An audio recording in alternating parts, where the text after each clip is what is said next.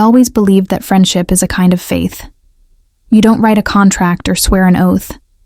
You just look at someone, feel that peace in your chest, and decide, this one is safe. That's what I felt the day I met Delores. It was a Tuesday morning in 2010, back when my knees still let me move quick. I was on the church porch, arranging paper cups for Bible study. The wind kept turning them over like it had a grudge. And here comes Delores, new in town, fancy hat, smile like she'd been waiting for me all her life. She laughed, helped me, chased those cups down the sidewalk and said, "Girl, looks like the Spirit wanted us to meet." From that day, we were stuck together like twins that heaven forgot to separate. We cooked for church suppers, went yard sale hunting on Saturdays, and spent Sunday afternoons gossiping, holy gossip, of course, about Sister June's wigs and Reverend Carter's long sermons. When my husband Henry passed, it was Delores who sat by my side for 3 nights straight, fanning me when the tears made it hard to breathe. After that, she was family. Years went by.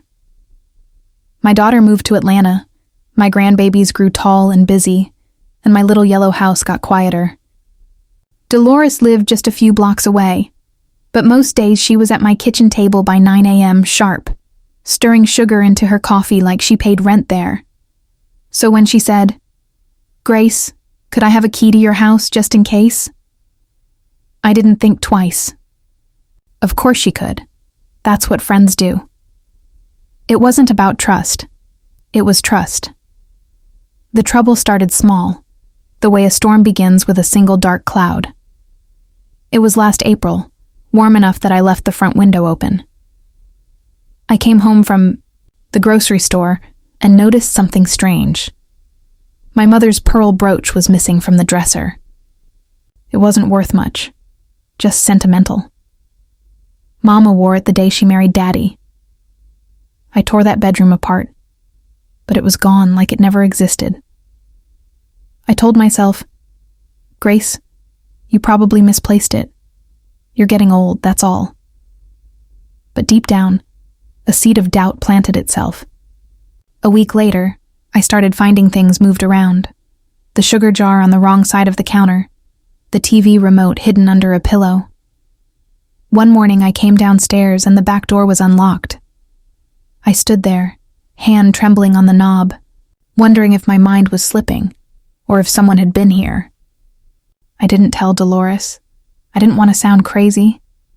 But one afternoon, when she came by like always, she said something that made my blood run cold. She was sipping coffee, glancing around my living room like she owned it. Then she said, "You ever think about selling this place, Grace? Houses in this neighborhood going for a good price. You could move near your daughter." I laughed it off, but her eyes lingered on my wedding photo on the mantel. Henry and me smiling in front of this very house. I said, "No, honey, this home is all I've got left." She just smiled, too sweetly. Of course, just saying. Wouldn't hurt to get it appraised. That night, I locked every window. 2 weeks later, my electric bill came in higher than a preacher's hopes on Easter Sunday. I called the power company, furious. They said the IE usage showed lights on all night, sometimes TV and air conditioner both running, but I'd been out of town visiting my daughter. That's when the fear turned to knowing. Someone had been in my home. I didn't want to believe it could be her, but she was the only one with a key. I sat at my kitchen table that night with the lights off, just me and the sound of the clock ticking too loud. Every memory replayed. Every time she'd offered to tidy up while I was gone. Every moment she'd steered the conversation toward my house, my will, my things. I prayed for guidance. And what came wasn't anger. It was clarity. If the devil wants you angry, God wants you still. I decided to find out the truth without letting on. That Friday, I told Delores I was driving to Atlanta again for the weekend. She said, "Oh, take your time, Grace. I'll keep an eye on the place." And I smiled. That's mighty kind of you. I didn't leave town, though. I parked 2 blocks away and waited until dark. Then I walked back, slow and quiet, heart thudding like a drum in my ears. At 9:17 p.m., the back door opened. Delores slipped inside wearing her Sunday shoes and a guilty shadow. I watched her from behind the maple tree, tears burning my eyes. She wasn't stealing cash or jewelry. She was rifling through drawers, taking papers, old letters, photos. Then she opened the drawer where I kept Henry's watch, looked at it for a long time, and put it in her purse. That broke me. I could have marched right in. I could have called the police. But all I could do was whisper, "Lord, help me keep my peace." The next morning, I acted normal. I made pancakes, even called her over for breakfast like nothing happened. She came in, cheerful as ever, wearing Henry's watch on her wrist. She said, "You like my new find? Picked it up at a thrift store." I looked at her, and something inside me hardened, then softened again. This was the woman who'd sat beside me through grief. This was the friend who'd prayed with me when I thought my world ended. I said, "It looks good on you." And that's when I decided I wasn't going to destroy her. I was going to teach her. For the next few weeks, I played the long game. Every time she came over, I told her stories. Parables, really, about trust and greed, and the way small sins can rot a big heart. I'd say things like, "You know, my mama used to say, if you take what ain't yours, it'll take you right back one day." She'd laugh, but her eyes got restless. Then I started leaving little notes around the house, just for her to find. The truth always finds its way home. A friend's betrayal is just a teacher in disguise. One day she stopped coming by. No calls, no coffee dates. 3 months passed before I saw her again. This time at the grocery store. Her eyes were sunken, her hands shaking slightly. She looked at me like I was a ghost. She whispered, "Grace, can we talk?" I nodded. My porch is always open. That evening, she came over just before sunset. She didn't sit down right away, just stood in the doorway holding a small box. She said, "I've done something terrible." I stayed quiet. She opened the box, and there it was. Henry's watch, Mama's brooch, my letters. Everything she'd taken. Tears spilled down her cheeks. "I was jealous," she said. "You have peace, Grace. You have love in your house. I just wanted a piece of it. I didn't know how to ask, so I took. I'm so sorry." I looked at her, really looked, and saw the loneliness sitting heavy in her chest, the same kind that had once lived in mine. I said, "Delores, I knew." She gasped. "You knew?" I nodded. "I watched you that night. But you know what I saw? A woman I love losing herself." She dropped to her knees, sobbing. "Do you hate me?" I said. "No, baby. I pity you. But I still love you, and you can still come back from this."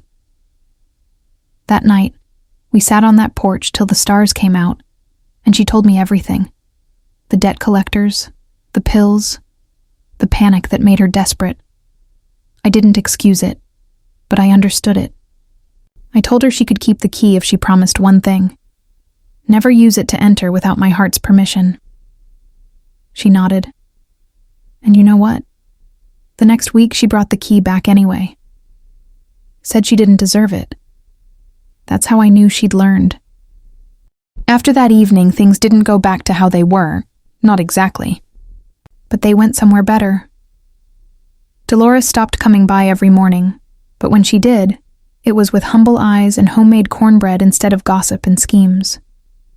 We'd sit by the window, sunlight pooling over the table, talking like old women who'd seen the world and finally decided not to fight it anymore.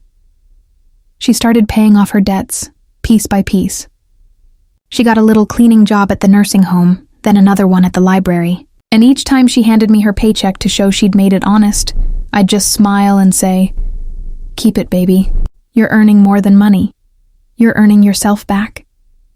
Sometimes I caught her looking at me with something like shame mixed with wonder. Once she asked, "Why didn't you turn me in, Grace? Why didn't you tell the church?" I told her the truth. "Because judgment doesn't fix a wound, Delores. But love might." She cried when I said that. I didn't cry. I'd already done my crying months ago. Summer came, and with it, long days of cicadas humming in the trees and the smell of magnolia drifting through my window. My knees still ached, but my heart felt light again. One afternoon, my granddaughter Lila came to visit. She's 17, smart as a whip, but she doesn't understand the old ways. She asked me, "Grandma, why do you still talk to that lady? She stole from you." "That's not okay," I smiled. "You're right, baby. It's not okay. But if I cut off everyone who ever hurt me, I'd be sitting in this house all alone. And the Lord didn't put me here to be alone. He put me here to love people back to themselves." Lila frowned, then nodded like she wanted to believe me. She went back to her phone, but later that night, she hugged me tighter than usual before bed. I think she understood, even if she couldn't say it yet. A few weeks later, Delores invited me over to her house for the first time in years. It wasn't fancy, peeling paint, a squeaky door, but it was clean and full of light. She'd made lemonade and fried catfish, just the way I liked it. When I walked into her kitchen, I saw something that nearly broke me. A photo of me and Henry sitting right there on her counter, next to her Bible. She saw my face and said softly, "You're my reminder of mercy." We ate, we laughed, and we even prayed. After dinner, she handed me a small wrapped box. Inside was a key, a shiny new one. "What's this?"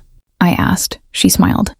"My key to your house didn't belong to me, but this one does. It's for my new place. I wanted you to have a copy."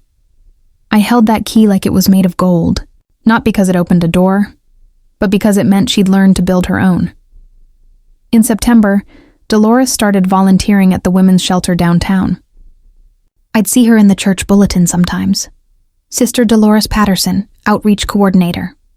Every time, I'd whisper a prayer of thanks. But life has a way of testing peace when you least expect it.